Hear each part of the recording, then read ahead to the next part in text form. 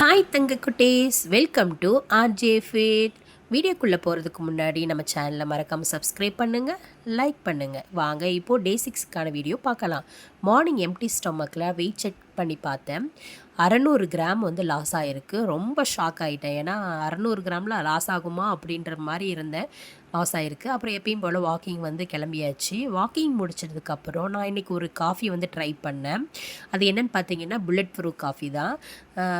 நம்மளுக்கு என்ன instant coffee தூள் எது வேணாலும் போட்டுக்கலாம். அதோட ஹாட் வாட்ரு, அதுக்கப்புறம் அதில் வந்து பார்த்திங்கன்னா நெய் வந்து ஊற்றிக்கணும். உங்களுக்கு நெய் பிடிக்கலன்னா இதை அவாய்ட் பண்ணிக்கோங்க. அதுக்கப்புறம் இதில் வந்து சுகரோ இல்லை தேனோ எதுவுமே மிக்ஸ் பண்ணக்கூடாது. அப்படியே வந்து குடிக்கணும். அப்போ தான் வந்து ஃபேட் லாஸ்லாம் நல்லா ஆகும். இது கொஞ்சம் ஃபில்லிங்காகவும் இருக்கும், நல்லாவும் இருக்குது, டேஸ்ட்டும் நல்லா இருக்குது. அதுக்கப்புறம் நான் பிரேக்ஃபாஸ்ட்டுக்கு இன்றைக்கி வந்து என்ன சொன்னேன்னு பார்த்தீங்கன்னா கடலை மாவு தோசையும் அதோட வெள்ளரிக்காய், அதுக்கப்புறம் 2 பாயில்டு எக்கு, அப்புறம் கொஞ்சம் கர்டு தயிர் வந்து வச்சு நான் வந்து சாப்பிட்டேன். நான் சாப்பிட்டதுக்கப்புறம் தம்பியை வந்து தூங்க வச்சுட்டு தான் இன்றைக்கி ஒர்க் அவுட் வந்து ஸ்டார்ட் பண்ணேன். இன்றைக்கி நான் பண்ண ஒர்க் அவுட்டு இது தான்.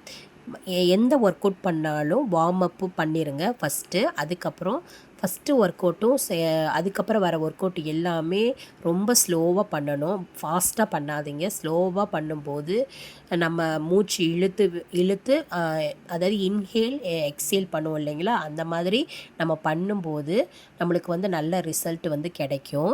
அதுக்கப்புறம் பார்த்திங்கன்னா கோரை வந்து நல்ல அதாவது நம்ம வயிறு பெல்லி இருக்குல்ல, அதை வந்து நம்ம என்ன பண்ணணும் அப்படின்னு பார்த்திங்கன்னா நல்லா வந்து உள்ளே இழுக்கணும். இப்போ ஒரு ஜீன்ஸ் பேண்ட்டு போடுறோன்னா அதன் பட்டன் போடும்போது நம்ம எப்படி வயிறை வந்து உள்ளே இழுத்துக்குவோம் இல்லையா, இழுத்துட்டு தானே அந்த பட்டன் போடுறோம். அந்த மாதிரி நீங்கள் பண்ணி ஒர்க் அவுட் பண்ணிங்கன்னா நம்மளுக்கு இந்த மம்மி பவுச்சுன்றது சீக்கிரம் வந்து உள்ளே போயிடும்.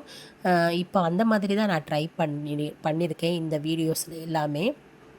அதுக்கப்புறம் இந்த ஒர்க் அவுட் பார்த்திங்கன்னா உங்கள் வீட்டில் சேர்ஸு சோஃபா ஏதாவது இருந்துச்சா, இல்லை வாலில் கூட இந்த மாதிரி காலை மேலே தூக்கி வச்சுட்டு இந்த மாதிரி ஒர்க் அவுட் பண்ணலாம்.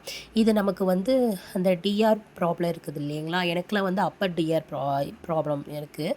அதனால் இந்த மாதிரி ஒர்க் அவுட்லாம் பண்ணும்போது நம்மளுக்கு வந்து சீக்கிரம் அதாவது பண்ண குறையும். அதாவது ஒர்க் அவுட் மட்டும் பண்ணக்கூடாது, டயட்லேயும் நம்ம வந்து கரெக்டாக இருக்கணும், வாக்கிங் இருக்கணும், தண்ணி குடிக்கிறதுலேயும் கரெக்டாக இருக்கணும். தண்ணி குடிக்கிறது கூட நம்ம வந்து கரெக்டாக குடிக்கல அப்படின்னா கூட நம்மளுக்கு வந்து வெயிட் லாஸ் நடக்காது.